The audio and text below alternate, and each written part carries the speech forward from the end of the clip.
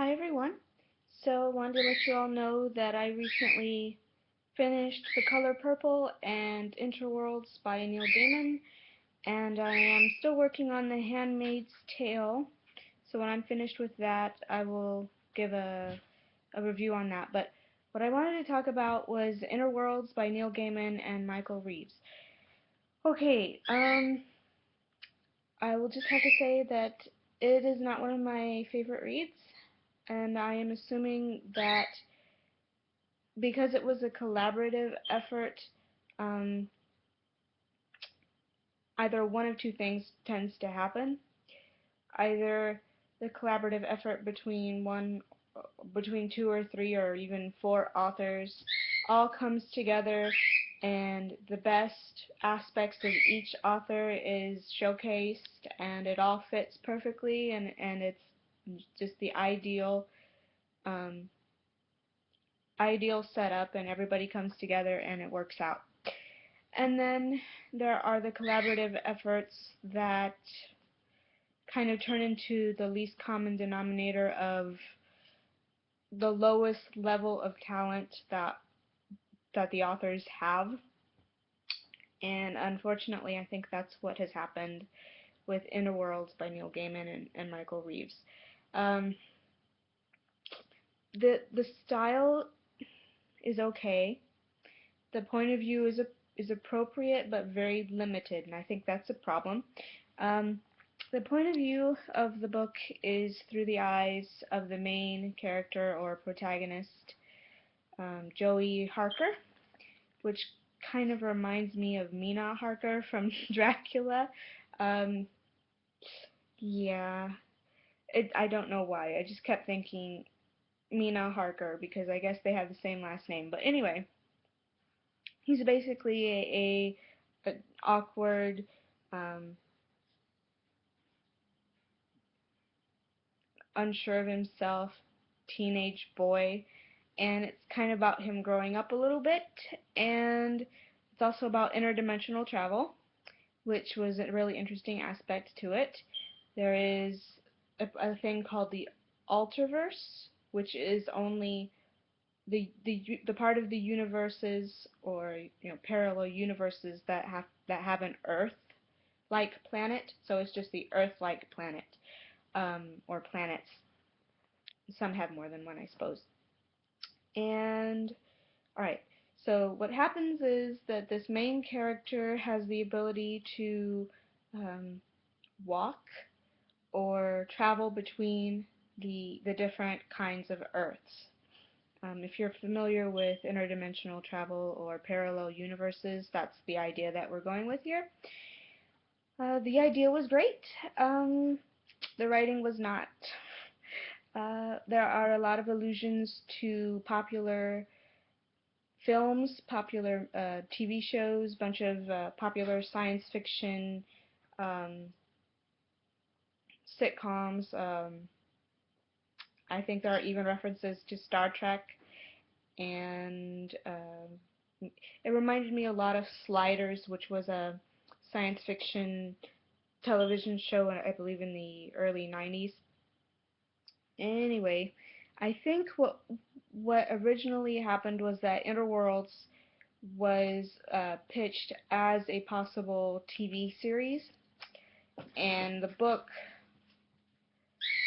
book is like just like your very cliched, stereotypical um, science fiction TV series, and not a very good one at that. And I think the problem is that the descriptions are not in depth enough. There's not enough explanation of the science aspect. It could even be like a hard science fiction book if more attention would have been um, on the science aspect. And the problem is that having the point of view of the main character being this teenage boy who doesn't really know much about this kind of material, he's not able to explain what's going on. So it didn't work out so great there. Also, the comparisons, similes, metaphors are kind of lazy. Um, at one point, somebody's voice is compared to, well, as one of the villain's voices is compared to Darth Vader's voice mixed with maple syrup. Both very slow, very deep. The idea is a very deep, very slow voice. Um, it sounded a little bit cliche to me because anything that is slow is often compared to maple syrup, and Darth Vader is just a kind of like an archetypal deep voice. But I think something better could have been done with that, and that happens a lot. There are a lot of comparisons to movies, right in the text. Comparisons to movies, to TV shows. It's just like a rehashing of all the popular television shows and science fiction movies and that, and it doesn't come together very well. There are even times when you can almost tell that there are different voices, like it's just not patched together in a way that's cohesive.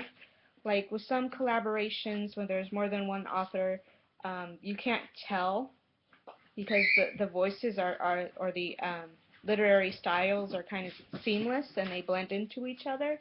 And it could have just been written by one author, and except for maybe some uh, new insights, but it kind of felt like it was just kind of stitched together, and it didn't come together very well at the end. I'm sorry about the noise. I have puppies playing with each other. Please calm down, everybody. Alright, so I didn't like it that much. I think the basic idea was great, and a little more work, a little more attention to detail, perhaps even a different point of view, like a third-person point of view, where explanations could be made more clearly, would have been very helpful to this book.